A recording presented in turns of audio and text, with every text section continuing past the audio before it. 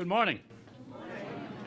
And welcome to Washington Beech. Washington Beech, as many of you may know, is the first public housing development in Boston that went smoke-free.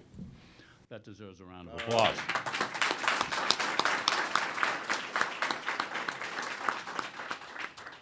I'm delighted to be here today to welcome Secretary Castro for this extremely important public health announcement. As all of you folks know, the Boston Housing Authority and the City of Boston were cutting edge and on the front lines of our initiative to implement smoke-free public housing. We did it several years ago, and we're delighted that the Secretary is determined that he will issue some regulations and some advice and encouragement to housing authorities throughout the country to follow suit and to implement smoke-free housing throughout the public housing communities in the entire nation. So that deserves a round of applause as well, in my opinion.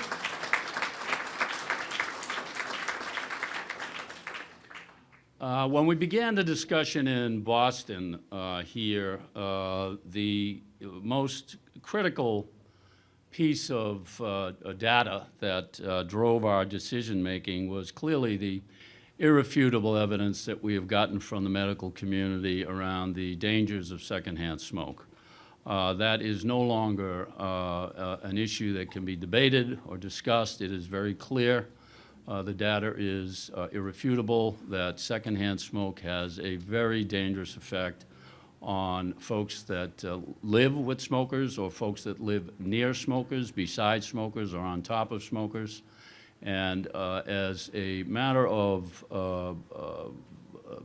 public health, and my sense was that we had both a legal and a moral obligation at the Boston Housing Authority to introduce this so that we were protecting young folks like Malik, who suffered from asthma as a younger man growing up here in Washington Beech. So I'm delighted that the Secretary and other housing authorities throughout the country will follow suit and implement a strong public health initiative to ensure that our children, our elderly folks living in public housing live in a safe and healthy environment. So without any further ado, again, I'm delighted to have our Secretary of Housing and Urban Development here. Please, a warm Boston welcome for our Secretary, Julian Castro.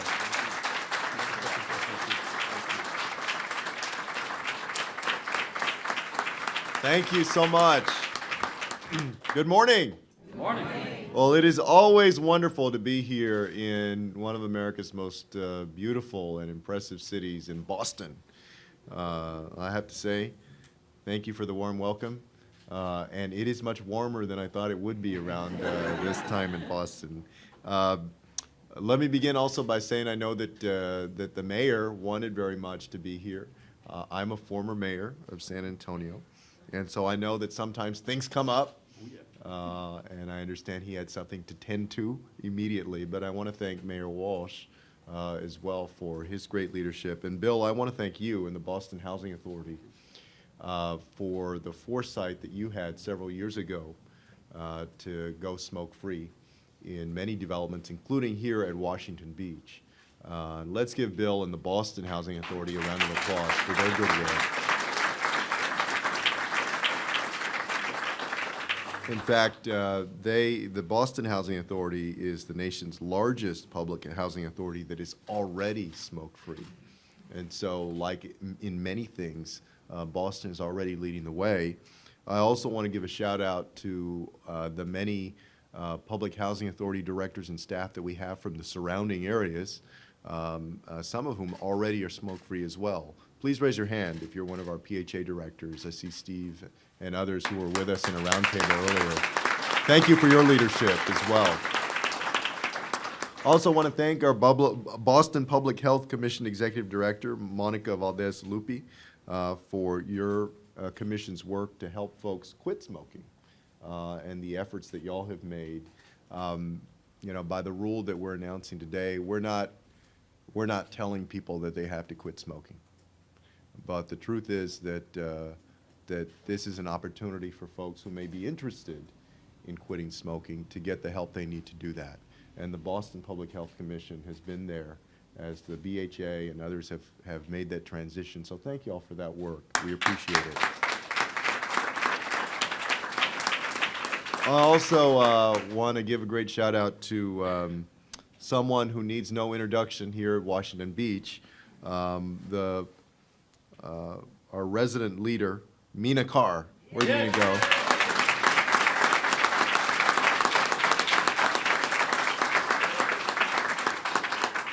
You know, Mina was right at the forefront of leading the effort for Washington Beach and the Boston Housing Authority to go smoke-free several years ago. And I'm going to bring her up in just a few minutes, and so I don't want to steal her thunder.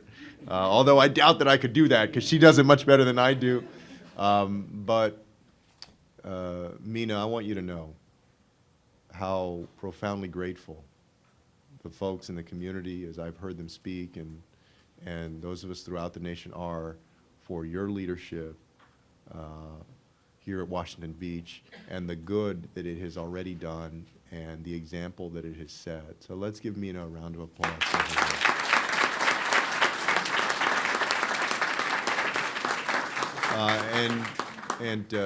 I want to also recognize our regional administrator, Jim Reed, who is here. I know a lot of folks know Jim. He's no stranger to this area, and he's doing a great job as our Region 1 administrator. And so much of what we do at HUD doesn't happen at the headquarters. It happens out there in the field. And thanks, Jim, for your leadership. And finally, I want to recognize and thank all of the families of this Washington Beach community. I shared with the roundtable earlier that when the president first called me about whether I was interested in taking on this role at HUD, the first thing that I thought about were the families who live in public housing. My father, for a brief time, lived in public housing. I went to school right across the street from one of the larger public housing communities in San Antonio during my junior high years. My home today in San Antonio is just a couple blocks away from public housing for seniors. And I know that too oftentimes our public housing communities throughout the United States are forgotten. But they're not forgotten to the people in this room.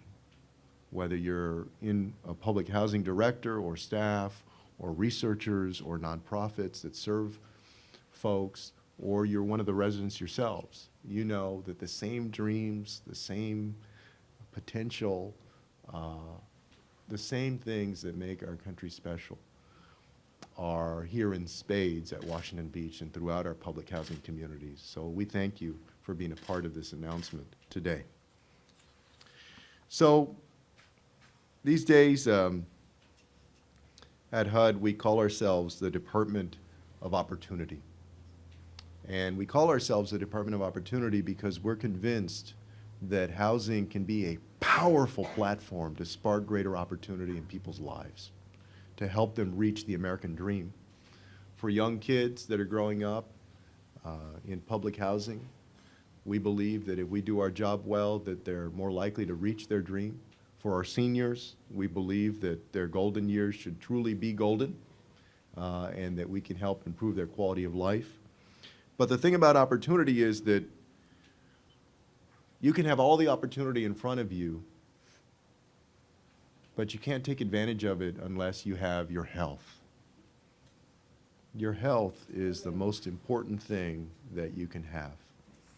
And I know that folks who have struggled with their health understand how precious it is. And so I want to thank all of the folks here in Boston who have been at the forefront of addressing one of the nation's public health challenges by going smoke-free a few years ago.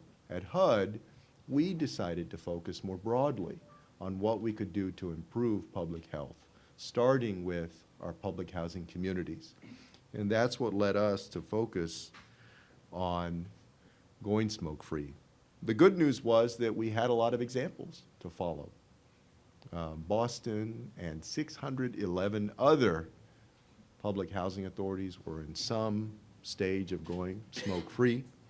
At the federal level, under President Obama's guidance, HUD started a coordinated effort in 2009 to work with PHAs to protect more residents from the harmful effects of secondhand smoke. And since that time, those more than 600 PHAs have made significant progress, and we're proud of that progress. But we also knew that we could do more, and that in the interest of public health, that the time had come to do more. So I'm proud today to announce that HUD is implementing a final rule to make all public housing in our nation go smoke-free.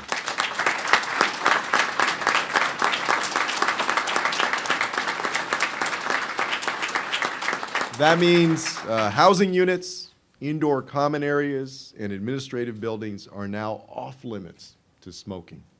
It also means that there can be no smoking within 25 feet of a public housing building.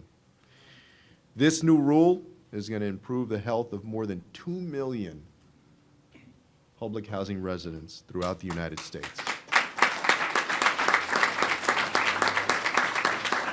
And that includes more than 760,000 children and nearly 330,000 senior citizens in our country.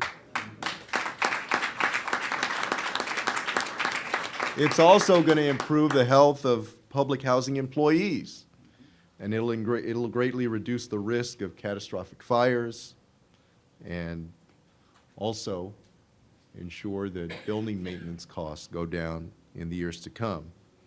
In fact, all told, the CDC has calculated that this new rule will save our nation nearly $153 million each year in health and renovation costs, as well as fire losses and damage that will be avoided. And HUD estimates that through this new rule, public housing authorities will save an average of up to $38 million each year in averted property damage alone. We know that secondhand smoke is one of the leading triggers of asthma and other respiratory diseases for children and adults, diseases that disproportionately affect families living in public housing. Smoking in the home also causes more than 100,000 residential fires, fires that claim nearly 1,000 lives every year, and thousands more are injured by fires that were caused by smoking. Families here at Washington Beech and in other Boston public housing neighborhoods looked at those facts and came together to promote a healthier, safer future. I'm also glad to say that Boston isn't alone. This is a big win for our children. Nearly 40% of public housing residents are children. It's also a big win for families all across our nation who now live or will now live in safer communities because of our new smoke-free rule. And so I want to give a big thank you, a big gracias to everyone, to residents, to public housing officials and health professionals who over the years made their voices heard and after we launched, provided comments on how we could implement this smoke-free rule. This has been a long process, but I think one that will be well worth it. And I want to thank everyone in the Obama administration as well, and on my team at HUD, who devoted themselves to this effort. You see, it is victories like this that make it all worth doing. Thank you all very much for doing that.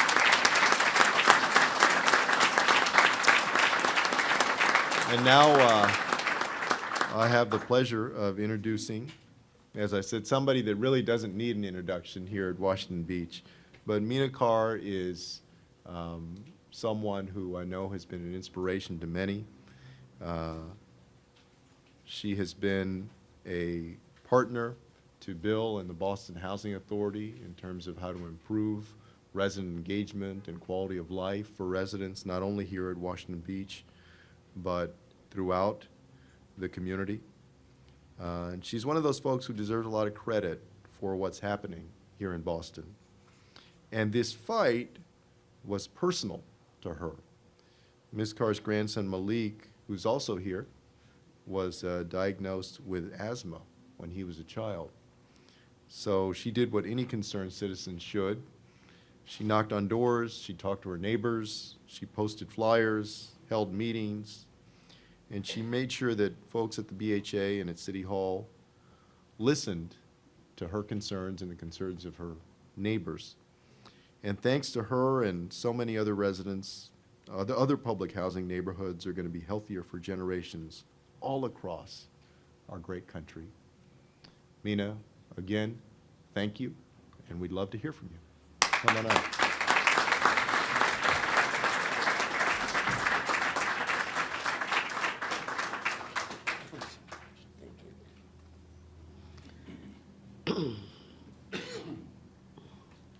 Well, by now everybody knows my name. But I'll say it again. My name is Mina Carr. I am the resident leader of Washington Beech.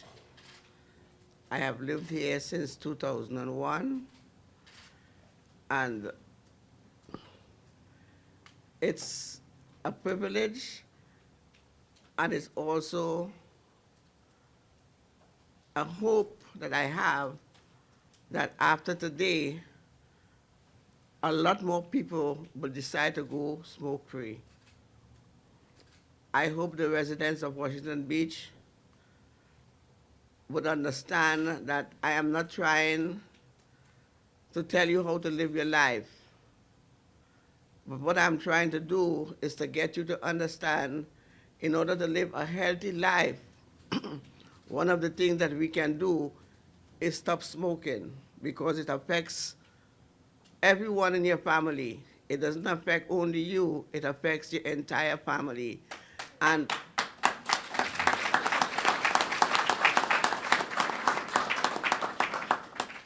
Washington Beech is family oriented. So if we care for our families, we will do whatever it takes to make sure that our families stay healthy and we live in a healthy community. It all started, as they said, with my grandson.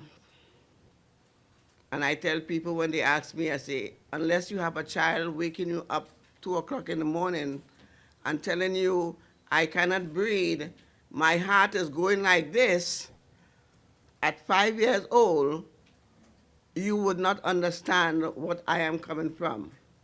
And also for myself, because I am also a victim of smoking. As long as you are a smoker and I am in your space, this is what I have. My doctor couldn't understand why I had the flu different seasons in the year, until we went through everything possible and realized that the smoke that I breathe in when I go on the bus and on the train and I stand at the bus stop is what had me with this cold all the time. So my appeal to everyone here and to anyone who will hear is for your own benefit and for the benefit of your families. Let's out the cigarette. Let's put it out. Thank you.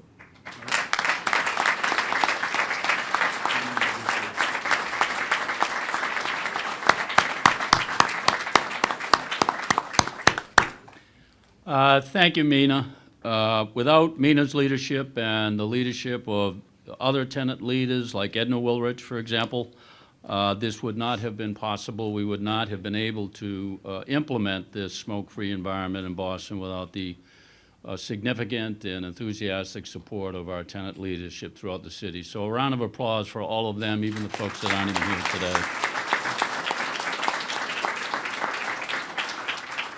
As the secretary mentioned, our mayor is dealing with, apparently there has been a huge water main break on Nealon Street in and around Chinatown. It has flooded streets. Apparently there have been some explosions. They're evacuating buildings in the area, so let's keep our friends and neighbors in the Chinatown neighborhood in our thoughts and prayers, and certainly our first responders that are there trying to deal with this crisis. So let's not forget them. Before I introduce our next speaker, I would like to recognize a few BHA staff that did such wonderful work on this. Kate Bennett, Kate's got to be here somewhere. There she is.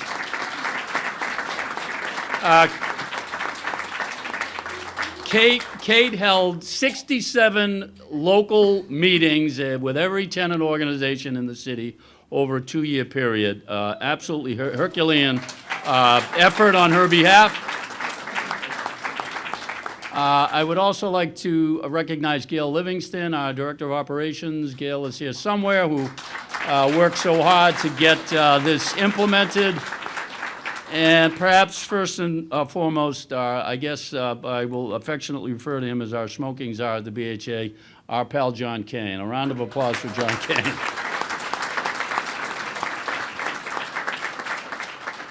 And before I introduce the Executive Director, the Commissioner of Public Health, I would also like to recognize, and I suspect she will want to recognize, but I want to make sure that we point out the wonderful support we got from Margaret Reed. I know Margaret is here somewhere. Where is Margaret? Thank you for all that you have done as well. So our next speaker is the Public Health Executive Director here in Boston. Again, without the active partnership of the Public Health Commission, this also would not have been possible. I am delighted that she is able to join us here today and that she has partnered with us on this and many other important health initiatives at the Boston Housing Authority. Please, a warm welcome for Monica Valdez-Lupi, our Public Health Commissioner. Thank you. Good morning, and thank you, everyone. And thank you, Secretary Castro, Bill, and Ms. Mina, for your remarks and setting the stage for a really exciting announcement that we're hearing about this morning here in Boston. Secretary Castro, I love the way that you described your vision and your view of the work of HUD as being a department of opportunities. As I was reflecting on my own journey back to Boston, just a short time ago, I was working with our state health directors with an organization in DC. And one of the last meetings and discussions that I had was with colleagues from HUD as they were thinking to look at new opportunities and collaborations with our community health centers across the nation and ways in which that HUD could tackle this important issue of health inequities and health disparities that we're seeing in so many communities across this nation. And that discussion with our HUD colleagues and the link back to public health was one of the main reasons I returned to Boston. And so when we hear about Ms. Mina and your grandson Malik, your powerful story about how you were a champion for change here at BHA, this is the reason why we're all up here, is to do this work that really at the end of the day impacts all of our residents across the city. And it's very exciting to be here and to serve as a leader for work that's going on across the country in partnership with housing authorities and our governmental public health agencies. As we all know, health and housing are interconnected, and Secretary Castro highlighted this fact. And we all know that having a healthy home is important to the overall health and safety of our families and the communities that we serve. And we know that working together, we can help to create conditions in our neighborhoods that are going to facilitate attempts and efforts to be healthy.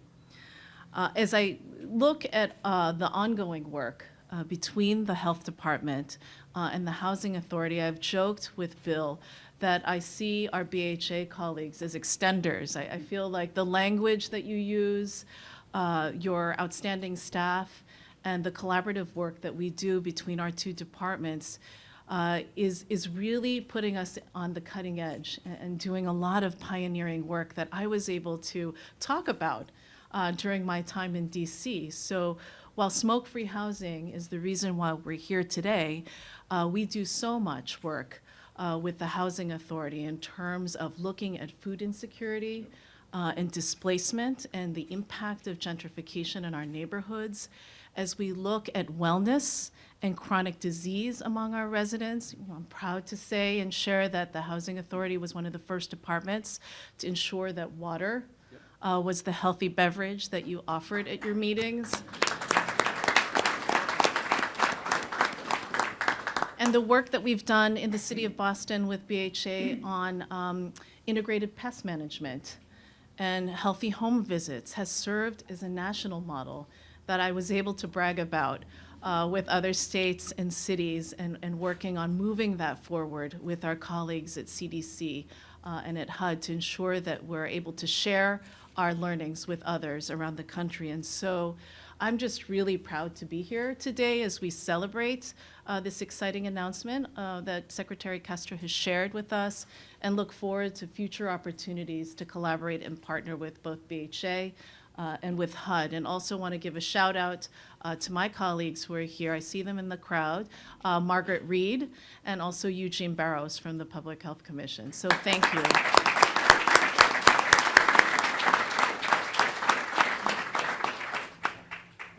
Thank you, Monica. We'll, before we close, we certainly, as Monica mentioned, have partnered on many things, including the fact that I haven't been able to get a Diet Coke at a Unity Day for several years. So, but that deserves a round of applause. So I'm getting used to that as well. The first thing I asked for a couple of years was, "Where's my Diet Coke?" And there are no more Diet Cokes at our Unity Days. And that's a good thing. That's a good thing. But I had to make some adaptation for myself. So that will conclude today's event, or the public press event. We have a national press call that we're going to be doing with the Secretary and other folks to expand the announcement throughout the country, this important announcement. So thank you all for coming. Again, thank you very much to Secretary Castro, and let's give him another round of applause before we close it.